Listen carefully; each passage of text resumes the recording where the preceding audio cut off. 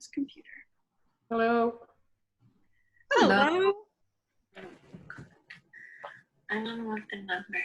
Hello, everyone. So I think you guys will probably be, I think Zoom has you on video and mic, which you don't have to stay on. There's not a whole lot of us, but I might still just get you to mute yourself so that we don't get any feedback loops. And I will be recording this, so if you don't want your face on the recording, then definitely turn your camera off. And I'm going to put Holly as our main screen here, as she will be answering all the questions. If I haven't met you yet, my name is Hannah. I'm just gonna admit these last two people. Admit all. Oh, great. Good. And How many do we have today? I think we have 1, 2, 3, 4, 5, 6 today. yeah, okay, I think this is everyone. So Sam and Ray, who I just let in, you might be on, no, you're not on video. I'll get you to mute yourself just in case there's any feedback loops. Okay. Later, if you have questions, we might just unmute you. But if you have any questions in the meantime, feel free to put it in the chat that's in the right side there. And I will be recording this, it's recording now. So if you don't want your face to be shown in the recording, just go ahead and turn your video off. Oh. Says that I was signed out, but I can still see all you guys. So I'm gonna pretend that you can still see me. Okay, so everyone here either has a puppy or is going to get a puppy, and Holly is here. I'll let you introduce yourself and then we can get on to some questions. Sounds good. Very good. Oh, hi, guys. My name is Holly. I'm one of the coaches here at Discover Dogs, and I'm going to be answering all of your puppy socialization questions today. If you have any additional ones or any follow-up questions, depending on the moderation questions that Hannah is going to be asking, you want to go ahead and type them into the chat box, and we'll get to them if we have time. Perfect. Okay, so I think everyone's questions were basically like, how am I going to do this during coronavirus? So I wrote up a couple kind of more structured questions, and we're going to start with those. So Sure. what does the term socialization mean when it comes to dog training, and how is that different from desensitizing, which is another word that we hear a lot in dog training? So socialization is specifically in regards to what is called a socialization window or a critical period in development. Now, if you guys have had any type of psychology one-on-one training, you guys will have probably heard about a critical period, which is what happens when a young animal of some type is within a certain age window. So for dogs, the critical period is from around 3 weeks up until, actually it depends on the dog a little bit, it varies by breed, but it's somewhere around 3 to 4 weeks up until right around 4 months of age. So within this, you have two sub-windows. You have the critical primary window, and then you have the secondary window. The primary window is 3 weeks until around 8-ish weeks, and the secondary window is from 8 till 16 weeks. So during this, what's going on is that your puppy is a little bit kind of like a blank slate, where they're just sort of experiencing the world for the first couple of times. So during the socialization phase, you are making your first impressions. You are teaching your puppy their defaults of what they should think about different people, places, situations, and everything in the world that they're going to experience, whether it be a person, a place, an object, or something as simple as an experience like having wind to touch them, for example. So for socialization, that is specifically in that area because that is what your puppy is doing, is experiencing something for the first time. In regards to desensitizing, what you are doing is after the socialization window has closed, that's when we switch to desensitizing, because your puppy at that point in time has already experienced things. So now we switch to the point where we are either changing their mind because they decided to think something that maybe we weren't super happy with about something that they experienced, like a person, a place, an object, whatever that might be that you're socializing them to, or this point in time desensitizing them to. And the major difference is oftentimes within the socialization period, what you're doing is teaching your puppy how to feel about something. But outside of the socialization period, what you're doing is changing their mind. So that's why the socialization window is so important, is because you're doing twice the amount of work once that window has closed. Okay, interesting. Great. So that kind of leads into another question that I had later on, which I guess I'll go to that one. What happens if you don't socialize your puppy to something, and can it be fixed? Okay, so when you do not socialize your puppy to something within that window, generally speaking, what ends up happening is that you are essentially stacking the cards against your puppy, that the first time that they do eventually experience that thing, that place, that person, that event, whatever it might be, you are heightening the chance of them having a traumatic and or bad experience, essentially. And this can be to the point where your puppy will oftentimes, outside of the socialization window, the first time they experience something, if they haven't been socialized enough to that thing or to things that are similar to it, they will likely react negatively to it on sight, meaning that before it touches them, before they really truly get a chance to experience that thing, they're going to be like, that's bad. I've never seen a fire hydrant before, a car before, anything along those lines, or I've never been groomed before. This is one of the reasons why if you guys have a haircut puppy, you want to be practicing grooming way before they hit 4 months of age, because by the time that they experience grooming for the first time, oftentimes you end up going through a 2 or 3 hour process, which is way too much for a dog who's never even been bathed or brushed or combed or shaved before. These are so many new things that are happening all at once that your puppy is just overwhelmed by it. Does that make sense to answer your question? I think so. So just one thing kind of to flag from what you said was that socialization also includes things like being handled and groomed and things like that. It's not just meeting new dogs, which I think a lot of people kind of confuse that. Yeah, socialization, I think this is one of the questions that you had down the line, but this kind of flows really well into it. At its core, a lot of people think that socialization is interaction. It is interacting with other dogs or people, things like that, but that's not really what socialization is. Socialization at its core is teaching your dog how they are expected to act in all different types of scenarios, whether this be walking down the street, or whether this be getting brushed, meeting somebody, seeing someone across the street, things along those lines. And generally speaking, when you want to think about socialization, you want to think about two different things. Well, technically, two sets of two different things.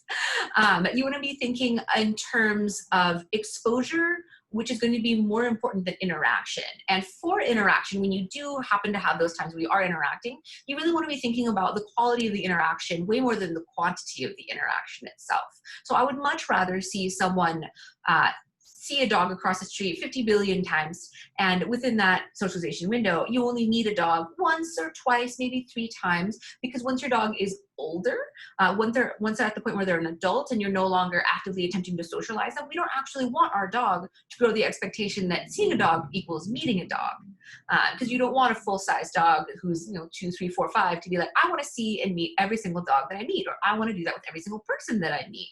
That's not realistic for how we actually want our dog to behave. Totally. So you're setting up their expectations for all of these things. Correct. So maybe let's get like a concrete example. So you have your puppy, you're kind of out trying to walk them, but they're 3 months old, so they don't know how to walk. And they see another puppy across the street that they're pulling towards they want to see. But A, you can't get like within 6 feet of that person, and B, there's a street. So what is your move at that time? So if you're doing something like encountering a being of some type that your puppy really wants to meet, if it is not in that moment in time appropriate, what you really want to be doing is teaching them what they're supposed to be doing when they see that being. So if they see another dog and you want them to, for example, check in with you, what I like to teach puppies is something called a check-in, where when your puppy sees something that they want, whether it be something on the ground they want to sniff, a bush they want to investigate, a person they want to go say hi to, what they should do is they should turn to you, check in with you, give you a little bit of eye contact. And what they're doing in that moment in time is asking you, can I go say hi to that blah, blah, blah? Can I go sniff that bush, eat that thing off the floor, whatever it might be? And that gives you then the opportunity to say yes or no. And you can use your judgment about whether or not you should say yes or no at that moment in time. If sans pandemic, for example, if you see that dog is barking and lunging at you and is freaking out, you probably don't want to go say hi to that dog. You probably want to skip them and be like, hey, have a great day, and continue on your merry way. So in that case, you would say no. Now, if you're going to say no, your puppy has zero idea why you would do that. As far as they were concerned, going to go see that barking, lunging dog was a really great choice. So you need to give them a consolation prize. So if they come along with you, if you turn around a different way, for example, turn around, go somewhere else away from that thing, that's where I would break out my treats, my toys, maybe a game or something like that to get their mind off of that and refocus back on you and continue on your walk. Okay, perfect. At this time, does anyone have any questions? If you wanted to say your question out loud, you could just give a little wave or unmute yourself. Or if you want, you can just type in the chat. I feel like we've been talking for a couple minutes here, so we're kind of introducing the idea of socialization, which I think most people know. People are looking, they're thinking, no, not yet. Okay. Sounds good. We could move on then. Okay, so. Sorry, can I ask a question? Please, yes, go for it. So I know because they're puppies and they don't have their full set of vaccinations yet, we have to keep them kind of contained in our yard and not exposed to other dogs around. I'm wondering about, our neighbor just got a puppy as well. And of course they don't have their full set of vaccinations. So are two puppies who both don't have their full set of vaccinations okay to play together, or is that still a no-no? So when it comes down to vaccinations and keeping your puppy safe and healthy, the trouble with something along the lines of socialization versus vaccination is that these windows conflict, which means that by and large, you are technically speaking taking a risk either way. With vaccinations, what's happening is because we are waiting for multiple rounds, your puppy is not fully immunized, which means that if they play with any other dog, or even if they play with a human being who's touched a dog who is infected, for example, all of these things technically put your puppy at risk. Now, on the other side of things, if we skip interactions during that socialization window, we are putting our dog at risk behaviorally speaking rather than medically speaking. So the hard part about this is that there is no truly safe way to keep your puppy 100% safe, and everything comes with an inherent amount of risk. However, something like playing with a puppy, to answer your question, is generally speaking quite safe. It is pretty darn rare that you are going to encounter a puppy of a similar age that is going to be sick. Usually if a puppy is sick, it becomes very obvious very quickly, as puppies aren't particularly strong immunity-wise, meaning that they will show symptoms very quickly, whereas an adult dog might not. So when it comes down to playing with other dogs, young puppies are a good choice.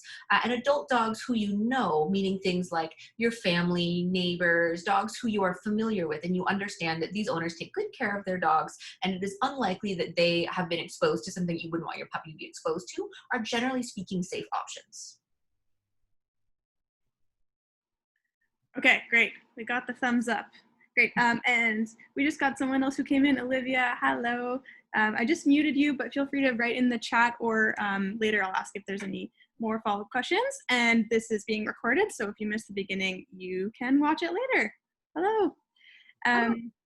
Okay, so I spoke to someone today who they're getting their puppy tomorrow, and normally the breeder would have kids, grandparents, everyone kind of coming through the house and handling the puppies. Obviously right now that's not possible. So for her, I guess something that actually came up to my brain is there a way that you have to desensitize yourself? And when you're meeting your puppy for the first time, do you need to kind of be cautious of, they haven't met anyone except for their breeders? So yeah, how do you socialize yourself? And then what's kind of the first thing other than that you want to socialize to? So when you first bring home your puppy, one of the first things you really want to be doing is being mindful that your puppy is in the middle of being completely and utterly overwhelmed by all the new things around them. Everything that they know in life is, for the most part, gone. And everything that surrounds them now is all brand new. So if any of that happened to either one of us, even as adult human beings, we would still be overwhelmed. Like if you guys got dropped into Japan right now, for example, you'd be like, I don't know what I'm going to do. Oh my gosh. Unless, of course, you've been there, in which case this does not apply. You can just pick a different country. So when you bring your puppy home, the first thing you really want to do is honestly not really do that much with them. You want to be open and want to be available, but in terms of interaction, you really don't want to be trying to push anything for, I would say the first day at least. Often puppies will bond with you very quickly. Some puppies are like, I just need a living being to be around me because I'm an infant, I'm a baby, I just don't want to be alone. Some puppies are too busy being overwhelmed and they're like, I need a minute to breathe. I don't know what's happening. Who are you? Where's my mom? Where are my brothers and sisters? What's going on? Blah, blah, blah. So this is where individualism will kind of come into play. So you really want to be mindful about what your puppy is saying. Ultimately, that is the best recipe for success, is if your puppy is trying to crawl into your lap and is crying and wants to be with you, then be with your puppy. If your puppy is running away from you, if they're hiding, if they're not really ready yet, then respect that. Ultimately, when you listen to your puppy will tell you everything that you need to know about what they need.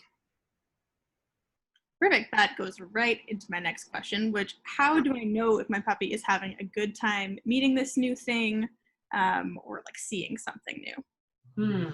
So when you are socializing your puppy to anything new or exposing them to anything new, you want to keep in mind that there's a spectrum of behaviors, and within there's a sweet spot that you would like your puppy to be behaving in. So there on one side, we have things like hesitation, suspicion, fear, anxiety, stuff like that, and this typically looks like a puppy who is not willing to interact with whatever they're unsure about. This is usually pretty clear for most people because you will see things like your puppy just doesn't seem enthusiastic about going to go say hi. Now, within the middle, that sweet spot where you want to be is where your puppy is interested in what's going on. You'll usually see a little bit of back and forth where they're investigating it. There will generally be a little bit of hesitation in the beginning because they're not sure what's going on, and that's okay.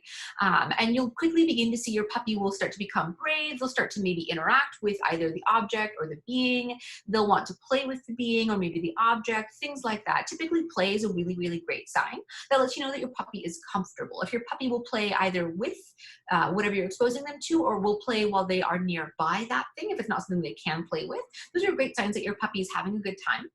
And on the other spectrum of things, you have a puppy who's overwhelmed or overstimulated by that thing, and they need a break. They need to be taken away from it. So this is typically a puppy that starts to act a little wild and crazy. So a puppy that gets zoomies, for example, a puppy that is biting on everything very quickly, a puppy that oftentimes, once you guys have your puppies, or if you already have your puppies, you'll sometimes see this as either zoomies or sometimes crazy hour. Some people call it the witching hour, where your puppy turns into like this tiny little sharky gremlin where they just want to bite everything all the time. These are all classic signs that it's too much for your puppy. So this spectrum is what most puppies will go through, and oftentimes you'll find that your puppy will kind of bounce back and forth between different areas of the spectrum, depending on who your individual puppy is. Some puppies tend to err more on the side of caution. So you'll get a puppy that you need to kind of bring out of being fearful or anxious about new things into that perfect spectrum. And other times you'll get a puppy that will go from, I'm super happy about this, into this is too much for me. And because I'm a baby, I don't know how to slow down. So I'm just going to go faster. At which point in time you need to step in for your puppy and regulate their behavior and be like, okay, I know that was super fun and super amazing, but you need to breathe now, in and out. It's going to be okay. And you take a break and you see whether or not your puppy is ready to return to that object, or if it's just too much and we're done for the day. Yeah, so it's a lot of like kind of watching their body language, and luckily puppies are pretty expressive. I think everyone can kind of intuit like what a puppy looks like when they're stressed or excited. There's sometimes where I feel like where it's in between, but maybe you want to just shout out a couple like really obvious things that you can look for when they're positive or negative. So when we have fear and anxiety, you will see lots of start-stopping. You will see sometimes what a lot of puppies will do is that they'll put all 4 feet on the floor and then crane their neck forward, where you can see that they kind of are shifting back and forth on their body weight. This is indicative of I'm not sure, which is a nice middle ground in between that fear and anxiety and where you want them to be. This is usually a gray zone that's not too bad, that lets you know that you're able to work with them wherever they are. If you're seeing a puppy who's turning around, running away, hiding behind you, they've got their ears pinned back, they've frozen, for example, and they won't move anymore. These are all signs that your puppy is too fearful and too overwhelmed by what's going on, and that's too much for them. You need to pull them away. For what you would like to be seeing, you want to see a puppy who's fairly confident, they seem fairly brave, they're able to listen to you still, so they're able to respond to you. So if you call your puppy's name, you ask for a sit, a stay, a down, whatever you're currently working on, your puppy should be able to respond to that. If they'll play, that's also a great sign. All of these are things you want to be looking for. And for a puppy who is overwhelmed or overstimulated, you will usually see that puppy seems, in a word or in a phrase technically, out of control. They seem like they're not listening to you anymore. They're running around in a circle. They're wild. They're like a little crazy animal. It can be fun to watch, and every once in a while a puppy will get overstimulated at something simple, and it's not the end of the world.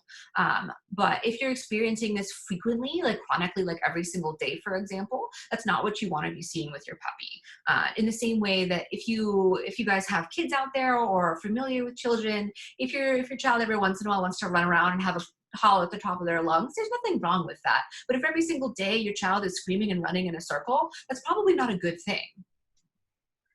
Yes, that makes sense.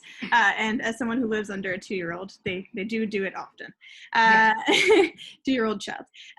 Charles had a question. Charles, do you want to unmute yourself? Or, yeah, there we go. Go for it.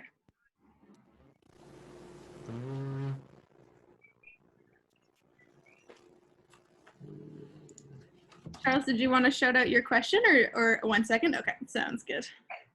No worries. Mic isn't working. If you wanted to just type it in the chat, I can definitely read it out for you, and we could do like a lip sync thing if you're into that, but whatever you want.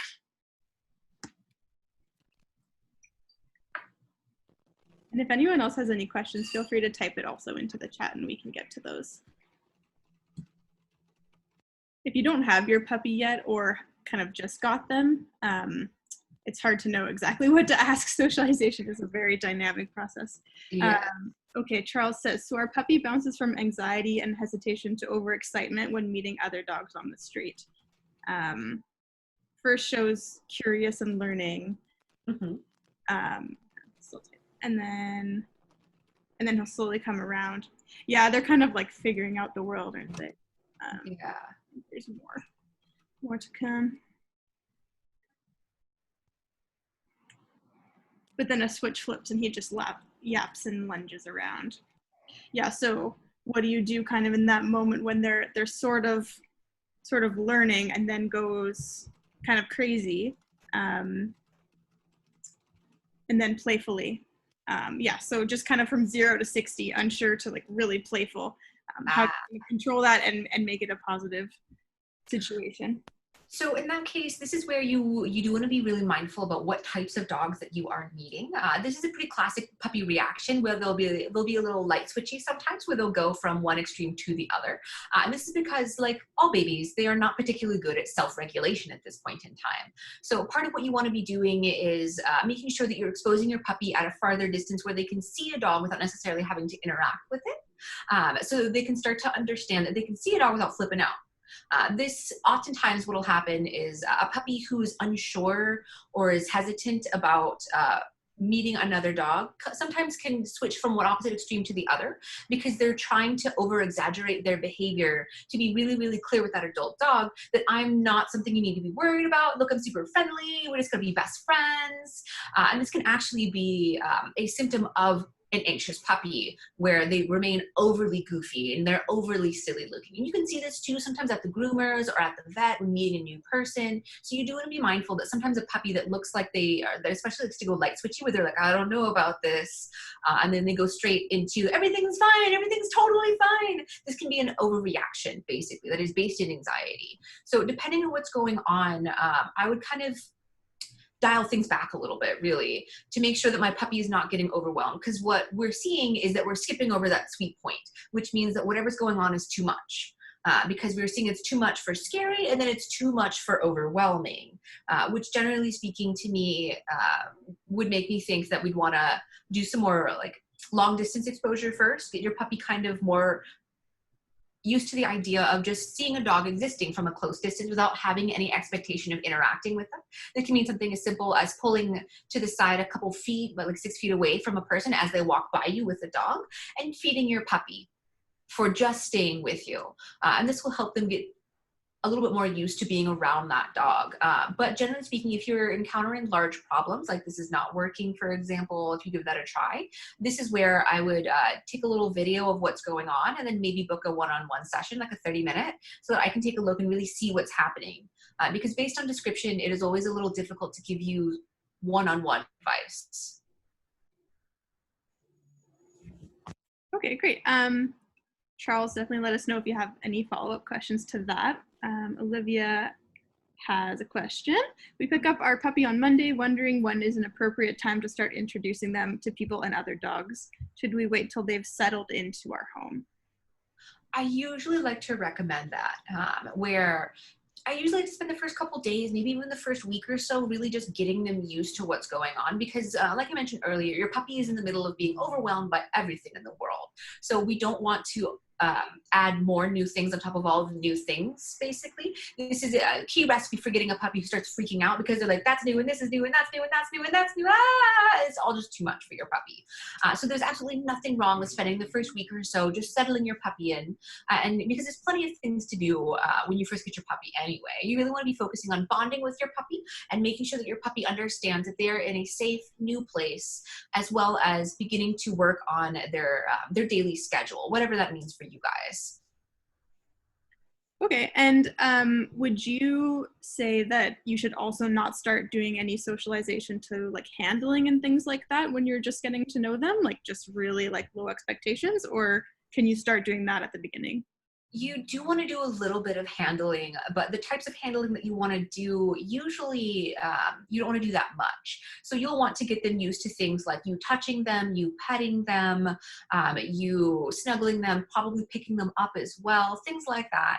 All these basic actions that you just want to do with your dog. You do want to be a little mindful in the first week, where anytime you touch them, especially if you have a shy puppy, you do want to be pairing that either in conjunction with or directly after with something fun like a toy or a treat or something along those lines, just to make sure you're getting a really strong positive interaction and association from the get-go. And usually after the first week or so, you don't need to do that anymore. Your puppy is already bonded with you. But during the process, what you're doing is you're making it a lot more clear to your puppy very much more quickly and immediately that this is a good thing. Often puppies in the first week are so busy trying to understand what's going on that something as simple as being picked up can be interpreted as being uncomfortable or a little scary, just because maybe they didn't understand what was going to happen, and they were like, I'm up here now, I'm tall, you're holding me, where's the floor, what's going on, things like that.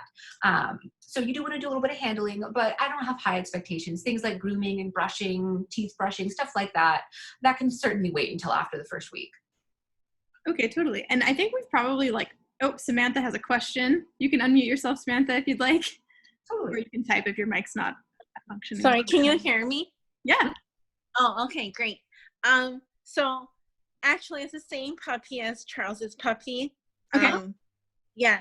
Basically, like, we go out for walks, and because I live in the city and I live very close to a bus terminal, there's always like really loud sounds, and unfortunately it's not like avoidable because like cars would make loud sounds, and he gets very scared every time like there's any sort of rumbling or loud sound, but I can't really avoid it. So how do I kind of like get him used to it? Yeah. Okay, that's a really, really great question. So sound sensitivity is something that's very, very common in most puppies and is a really big problem out here in urban areas, especially in areas like where you are, where there's a lot of heavy foot traffic, or if you're off a big street like Ninth Street, which our store is off of, for example, has a lot of big trucks that go by. So the core essence of what you want to do is you want to break apart that stimulus into as many small pieces that you can control as possible. Because as you highlighted, one of the issues is that you can't control traffic outside, which is something that will never change. So what you want to do is inside of your apartment, this is where you can control what happens in your home. So I'm going to give you a couple different things you can do. One of my favorite things to do in the morning is whatever hot cup of whatever you drink in the morning, tea, coffee. If you have a balcony or a backyard, one of my favorite things to do is go out there with your puppy and a blanket and maybe something to chew on. You walk outside and you have your morning cup of whatever, and you let your puppy lay down with on their blanket with something to do, and you just listen to the morning hustle and bustle around you. This keeps your puppy doing something constructive, it keeps you with your puppy and active, and it's a really beautiful, easy peasy little everyday bonding experience. You can start off the day with your puppy. Now this is a simple thing that you can do for specifically things like loud noises, if you know what they are. In this case, this would be the sound of buses, the sound of vehicles, as well as the sound of foot traffic and just city noises in general. What you would want to do is pull these up on a recording of some type. So this is where I love to use things like YouTube, for example, and I might Google garbage trucks. And then what I would do is I would play a recording of that, because now you can control that exact sound. And typically I will break this into two things. I will break it into the volume of the video itself and the duration of the video, meaning how long I play it for. Typically speaking, I will start with volume on maybe around a quarter. I like to go a quarter, 50%, 75%, full amount. And then I'll start with just a couple seconds long of playing the video. So for most puppies, depending on how they are, I will either work my way up in volume first, or I'll work my way up in duration of video first. So for most puppies, I typically will start around 25%, and then maybe I'll go to 50%. If they're doing okay, then I'll start, if I start to see they're not like doing quite as well, they're struggling a little bit, then I'll stop increasing volume, because that often can overwhelm puppies, especially if you've put this on something like a Bluetooth speaker, something that gets quite loud, because you do want to try and get it up to the point where it does replicate the amount of noise that they hear outside. So you don't want to go very quickly. That's why we break it up in those little segments. We figure out whatever your puppy needs to be before they start to be struggling a little bit, and then you want to stop there. And you can either reduce the volume down a little bit and until they start feeling more comfortable, and slowly work your way all the way back up. Or you can at that point take a pause on raising the volume and start working on duration of the video. And the formula you guys want to be using is that the video starts and then treats start. You can start with like a handful of treats, just toss it on the floor. Your puppy doesn't have to do anything. This is all about classical conditioning, AKA direct associations, meaning that, oh, a noise happens. I like noises. They mean snacks. So video happens, bomb of treats, and then treats start happening one after the other for the duration of the video. And then once the video stops, then the treats stop. So it's video start, video stop, treats stop. And that's what you guys want to be doing. Oh, did that answer it, Sam? Yep, thank you. No problem. Okay, so we're at about half an hour. So if anyone has like a last question, feel free to raise your hand or type it in there. I think I have a last question that I haven't asked yet, which you've kind of already touched on. But so what do I do if I feel like my puppy is getting stressed in the moment? You're out on the street, there's a big truck. What do you do? So if your puppy is at that point in time where you think that they are already stressed, generally speaking, there's two options you can have. You can either take a break from the thing and see if you can calm them down a little bit. Some puppies, if you catch them early enough, you can use food, attention, toys to kind of break them out of that and teach them that this is not something you have to be worried about. However, oftentimes, especially if you are new to your puppy, we catch it a little bit too late, and your puppy is already a little too afraid and a little too far down that decision tree of, I don't think I want to be here anymore. And all you really need to do is respect your puppy. And at that point in time, leave that area. That means usually increasing distance in between whatever is overwhelming your puppy. Now, if you live in a heavy foot traffic area, I usually recommend that you take a look at the foot traffic pattern that's around your area and try and pick quieter times to go out with your puppy. This can often mean that maybe you'll be an early morning walk person or a late night walk person, whatever floats your boat, but usually opposite extremes tends to work quite well, as well as sometimes there is also a midday lull that tends to happen. Now, if you're potty training, of course, there's not a whole lot you can do. You just want to kind of get them out there, let them go to the bathroom really quick, and then just take them up if it's too busy. Don't try to walk your dog at that moment in time. Try to save those longer walks where you're trying to teach them how to walk on leash for an easier time of day where you're not busy trying to battle 4 or 5 different things, teaching your puppy how to walk, being potty trained, not being scared of loud noises, socializing them to people and dogs. These are so many things, and you don't need to have them all on your plate all at once. Totally, that makes sense. Okay, did anybody think of any last questions? I think we covered it. Ray says, sorry, not a socialization question specifically. My puppy hesitates at the foot of the doorway when it's time to go potty, and I have to coax him outside. Once outside, he doesn't want to come in after going potty. Is there a reason why he might be doing this? It's really annoying when it's cold and raining. Yeah, nothing like getting a dog to go outside when you really don't want to go outside. Yes. Okay, so it sounds like you cut off for just a second there, but it sounds like the puppy is not really wanting to go outside and then not really wanting to come back inside once they're out. They're just not really wanting to go. Correct. Okay, so this is something where I would need to kind of see what's going on in order to give you better advice. This could be something as simple as they are not happy with whatever that pattern is. So if we're putting them on leash or on gear or on a harness or anything like that, it may be that being that gear itself is making them uncomfortable, so to the point where they don't want to do anything anymore. They're like, no to everything. That is a pretty typical puppy response where they are uncomfortable, so they decided that they don't want to do anything anymore because they're like, I'm not happy.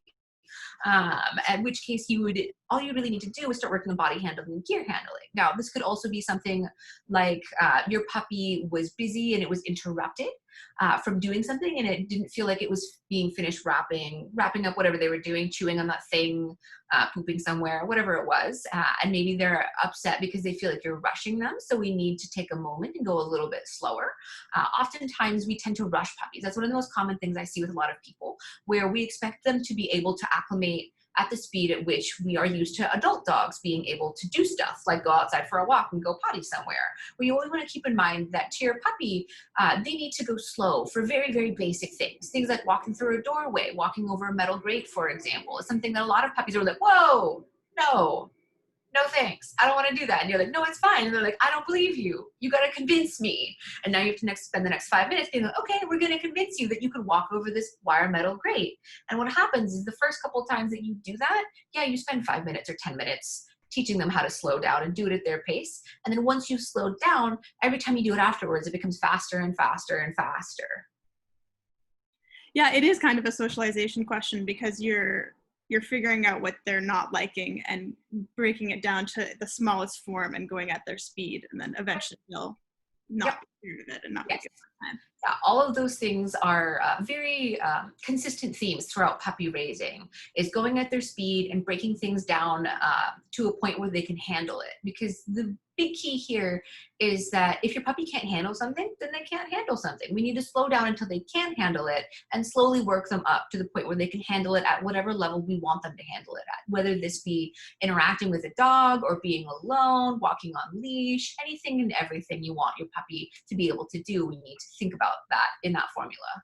Yeah, and I feel like a lot of puppy owners get really frustrated by going slow, but if you go at their rate, it ends up being faster than if you fight them at the rate that you think that they should be at. Absolutely, yes. This is one of those things where you can either set yourself up to work with your dog, or you can set yourself up to work against your dog. And it is always much, much more difficult when you set up a relationship to be a you versus them rather than a you with them. You with them requires compromise. It means that you need to slow down and they need to speed up. So you're meeting them in that middle. Now, because they're a baby, they can't really meet you in the middle very well. So if you're at 100 and they're at 0, ideally you'd like to meet 50-50. But for a puppy, it's much more realistic to meet at 10. And then you work your way up to 50. And if you want to go past 50, then you work your way there too. Yeah, and then just complain to your friends later about yes, because it is not talk about your puppy to other people. They won't know. Yeah.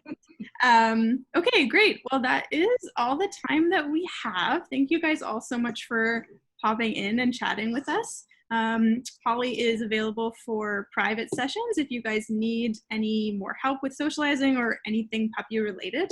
Like I think she mentioned, she has 30-minute sessions if you just have a couple quick questions, and then she can give you more specific advice to your situation, or 60-minute sessions as well. And yeah, keep an eye on our social media. We'll probably keep doing these Q&As for a little while. Yeah, thanks everyone. Have a great day, guys.